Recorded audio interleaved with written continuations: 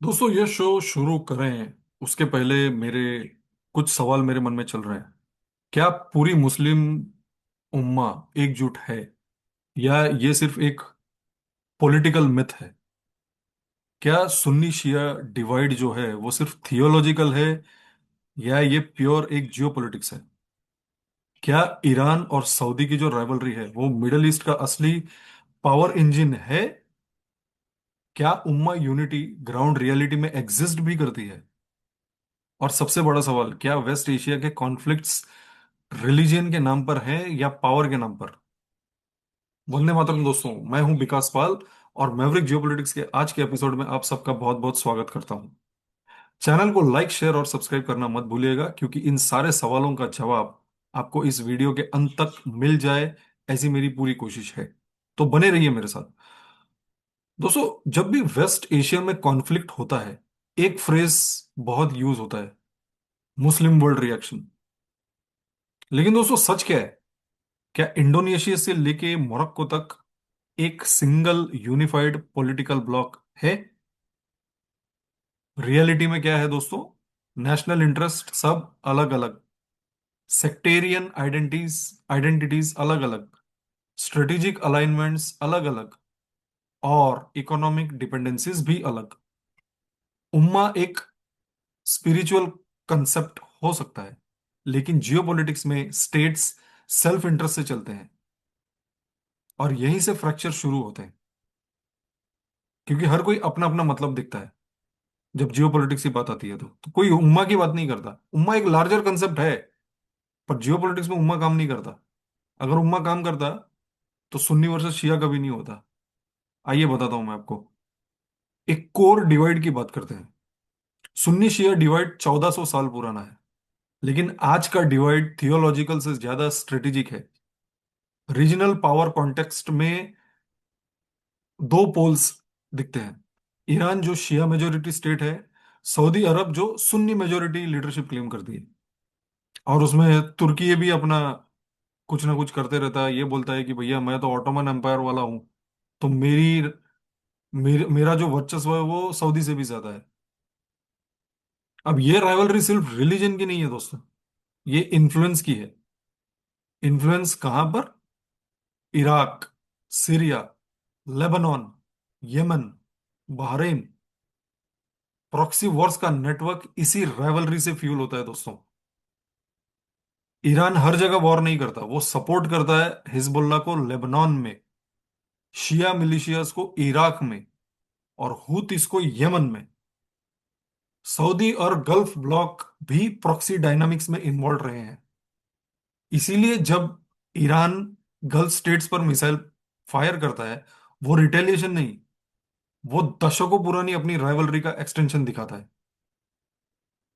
अरब monarchies historically Persian influence से दूर रही हैं, उन्होंने दूरी मेंटेन की है। ईरान अपने आप को रीजनल रेवोल्यूशनरी पावर प्रोजेक्ट करता रहता है। अरब गल्फ स्टेट जो है वो अपने आप को स्टेटस को के स्टेबिलाईजर बताते हैं। इसीलिए जब ईरान एग्रेसिव होता है तो जीसीसी यूनिटी मोमेंटरीली, अगर आप देखें तो वो थोड़ी मजबूत हो जाती है, जीसीसी की जो यूनिटी है ईरान के खिलाफ। लेकिन लॉन्ग टर्म सस्पिशन कभी खत्म नहीं होता। कई बार इस्लामिक मिलिट्री अलायंस बनाने की बात हुई है दोस्तों, कई बार। अभी हाल फिलहाल में पाकिस्तान, सऊदी और तुर्की का मुस्लिम नेटो बनाने का बात हुआ। लेकिन फिर ये कोलैप्स क्यों हो गया? क्योंकि तुर्की का एजेंडा अलग है, सऊदी का एजेंडा अलग है, ईरान आइसोलेटेड है कंप्लीटली, कतार अपनी इंडिपेंडेंट लाइन फॉलो करता है, यूएई एक प्रैक्टिकल प्रैग्मेटिक डिप्लोमेसी फॉलो करता है। तो आप सोचिए, इतने सारे मुस्लिम स्टेट्स, सबकी अलग अलग सोच और सबका अलग अलग एक्शन, तो मुस्लिम उम्मा एक कैसे हुआ? सिर्फ धर्म के नाम पे।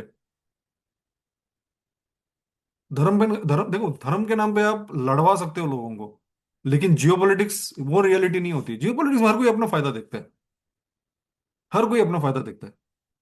एक सिंगल कमांड स्ट्रक्चर कभी डेवलप ही नहीं हुआ है इन सारे मुस्लिम उम्मा स्टेट्स में। रिलीजियस आइडेंटिटी शेयर्ड हो सकती है जैसा मैंने कहा, लेकिन शेयर्ड ऑब्जेक्टिव्स कभी शेयर्ड नहीं होते।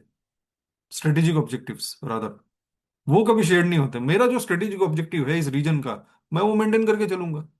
सऊदी का जो स्ट्रेटेजिक ऑब्जेक्टिव है उस पर्शियन गल्फ का, वो उसको मेंटेन करके चलेगा। Similarly with UAE, UAE Israel के साथ अलग से टाई अप करके बैठा है।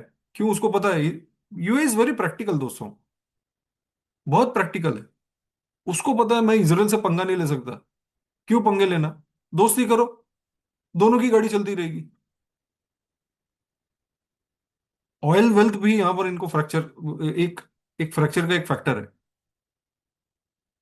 सऊदी एक एक्सपोर्टर है, ईरान लेकिन सैंक्शन के अंडर है।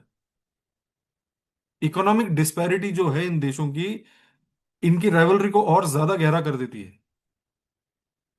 अब सैंक्शनड ईरान एक डिस्टेबलाइजेशन का टूल है, और ये जो अमीर गल्फ स्टेट हैं, ये स्टेबिलिटी चाहते हैं। इसीलिए यहां पर कंटिन्यूअस कॉन्फ्लिक्ट दिखेगा आपको। और इसका फायदा उठाता कौन है? यूएस और वेस्ट, यूरोप। ये चाहते हैं कि ये लड़ते रहें ताकि इनकी गाड़ी चलती रहे। ईरान ने जब गल्फ टेरिटरी पर अटैक किया, मुस्लिम वर्ल्ड का कलेक्टिव मिलिट्री रेस्पॉन्स कहाँ था? सिर्फ हम कंडेम करते हैं, ये ईरान ने गलत किया, हम हमारे साथ ऐसा क्यों किया, ये सारे स्टेटमेंट है। लेकिन कोई एक यूनिफाइड मिलिट्री सॉलिडेरिटी है क्या? नहीं है। मिलिटरीली ये लोग सब एक नहीं है। और यही रियलिटी है। रियलिटी ये है कि ये जितने भी स्टेट्स हैं, ये अपने ऑयल रूट्स, ट्रेड फ्लो और रिजिम सर्वाइवल को प्रायोरिटी देते हैं। ये नहीं चाहते कि इनकी सरकार गिरे, इनके इनके फैमिली को कुछ हो। कबीले वाले लोग हैं ना ये लोग। ये लोग तो कबीले वाले लोग हैं। ये नहीं चाहते अपना इनका कबीला किसी और के हाथ में चला जाए। इसीलिए आइडियोलॉजिकल यूनिटी फिर सेकेंडरी हो जाती है, उसको साइड में रख देते हैं। ईरान के लिए एक्सटर्नल कॉन्फ्लिक्ट एक लेजिटिमेसी टूल हो सकता है। सऊदी के लिए मॉडर्नाइजेशन और विजन 2030 का डोमेस्टिक प्रायोरिटी है। दोनों के प्रायोरिटीज अलग है, और दोनों खुद को मुस्लिम उम्मा का बादशाह बोलते हैं। एक शिया के लिए, एक सुन्नी के लिए। तुर्की अपनी रीजनल लीडरशिप क्लेम करता है।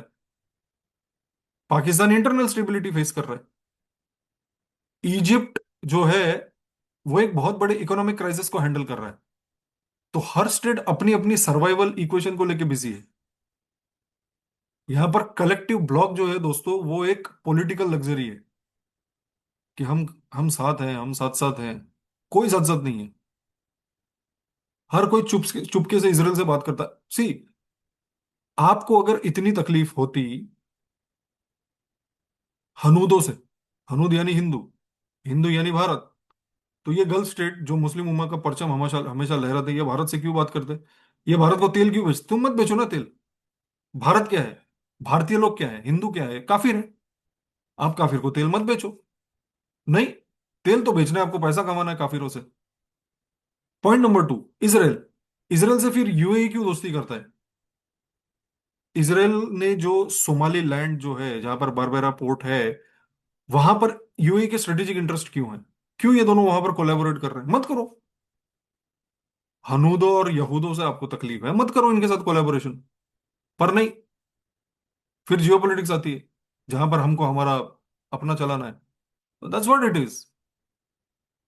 ये लोगों को समझना पड़ेगा। ये एक पॉलिटिकल टूल है, ये एक इमोशनल बातें करने का एक जरिया है, तरीका है। And that's it. प्रैक्टिकली ये सब मैटर ही नहीं करता। प्रैक्टिकली हर कोई अपना दिखता है। हर कोई अपना दिखता है दोस्तों। ज्यादातर वेस्ट एशियन कॉन्फ्लिक्ट्स जो हैं, वो रिलीजन के नाम पर फ्रेम होते हैं। लेकिन कोर ड्राइवर क्या होता है? टेरिटरी, इन्फ्लुएंस, रिजिम का सर्वाइवल, किसका कितना इकोनॉमिक लेवरेज है ये, and strategic corridor, red sea, strait of Hormuz. ये सारे कॉरिडोर्स पे कौन बादशाह रहेगा, इस पे झगड़े होते हैं।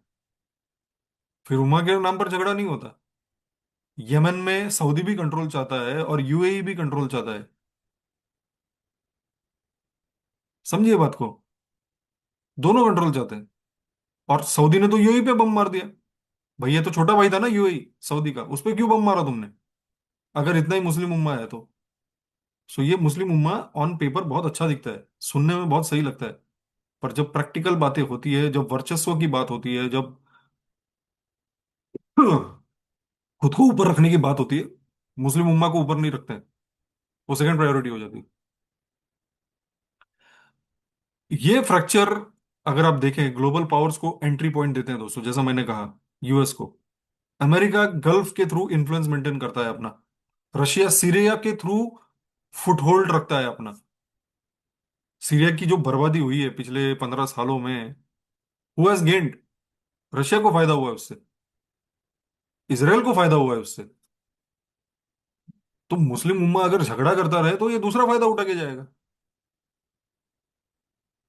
और यही चीज कहीं ना कहीं हमारे भारतीय मुसलमान भाइयों को भी समझनी चाहिए कि भैया आपका देश ही आपका बचाव करेगा, भारत ही आपका बचाव करेगा। मुस्लिम उम्मा बचाव करने नहीं आएगा जो वेस्ट एशिया में है या और कहीं पर है। No, sorry, you need to understand that. चीन अपनी एनर्जी डिप्लोमेसी अलग से चलाता है। एक डिवाइडेड रीजन एक्सटर्नल एक्टर्स के लिए इजी प्लेग्राउंड है दोस्तों। चीन, रूस, अमेरिका, ये लोग सब अपना खेल खेलेंगे। भारत ने तो अभी एंट्री की है भैया। ये मोदी जी आने के बाद गल्फ स्टेट के साथ मिल मिल के सब काम कर रहे हैं। ये लोग तो पहले से ही है वहां पर। आग तो इन्होंने लगाई है ना, मोदी ने थोड़ी लगाई। आप बोल रहे हो मोदी ने, मोदी ईरान, इसराइल गए और फिर बाद में आग लगे। अरे भैया क्या बात कर रहे हो आप? अमेरिका पहले से ही प्लान कर रहा है, ये 2 दिन का नहीं है। अमेरिका पहले से प्लान कर रहा है, पिछले 3 साल से प्लान कर रहा है, ईरान को खत्म करना है। ईरान को रादर,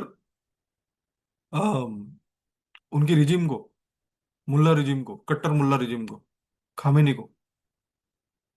तो दोस्तों, क्या मुस्लिम वर्ल्ड एक पॉलिटिकल मोनोलिथ है? ना। क्या सेक्टेरियन डिवाइड पावरफुल है? हाँ। उसी के बेसिस पे पैसा बनता है पूरी दुनिया में। क्या नेशनल इंटरेस्ट रिलीजन पर डोमिनेट करता है? एब्सोल्युटली। रिलीजन को रखो साइड में, पहले नेशनल इंटरेस्ट। ये सारे वेस्ट एशियन कंट्रीज यही फॉलो करते हैं। और जब तक ये फ्रैक्चर्स एग्जिस्ट करेंगे दोस्तों, West Asia permanently volatile zone बना रहेगा। दोस्तों, इस वीडियो का सबसे बड़ा टेक अवे क्या है? यूनिटी नैरेटिव हेडलाइन में होता है, डिवीजन होता है रियलिटी में। और जियोपॉलिटिक्स रियलिटी से चलता है, नैरेटिव से नहीं, या हेडलाइन से नहीं चलता। चलिए, यहीं पर आज का सेशन हम थोड़ा अंत करते हैं। मुझे लगा थोड़ा मुस्लिम उम्मा की यूनिटी पे बात करूं, जो मुझे दिखता है कि एग्जैक्टली exactly है क्या, कौन कितना साथ में है, कौन कितना अलग है तो क्यों है। चैनल को लाइक एंड सब्सक्राइब जरूर कीजिए दोस्तों। जय हिंद, भारत माता की जय।